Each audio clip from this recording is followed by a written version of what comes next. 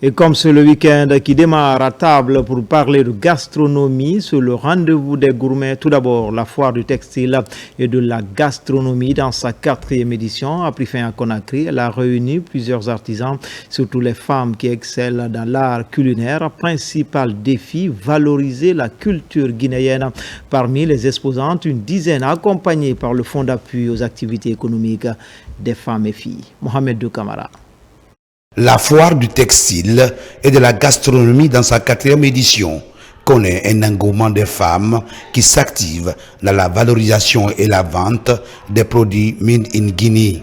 C'est un rendez-vous qui a connu la participation du Fonds d'appui aux activités économiques des femmes et filles à travers 10 stands érigés à cet effet. Ici, nous avons permis à 10 entreprises féminines, 5 au niveau de la restauration et 5 au niveau des groupements féminins, de pouvoir présenter leurs produits et de pouvoir vendre, parce que c'est aussi ça. Et elles ont pu participer à des panels, développer leur réseau, parce qu'il est important lors de ces salons de vendre le savoir-faire. C'est un grand soulagement pour les femmes sinistrées. FAEF n'est pas à sa première action. Nous avons été accompagnés pour la première fois.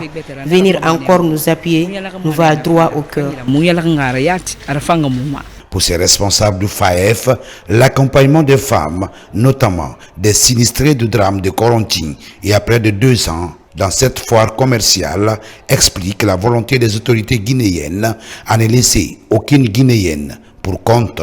Il y a eu de l'engouement, il y a eu beaucoup d'achats. Pour la première édition, il y a eu beaucoup de visiteurs et moins d'acheteurs. Et cette fois-ci, il y a eu beaucoup plus d'acheteurs que de visiteurs en fait. Donc je trouve que le bilan est largement au-dessus des autres éditions.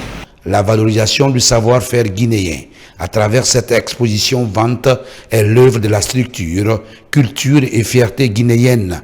Sa vision, faire de la promotion de la culture rouge-jaune-vert une réalité.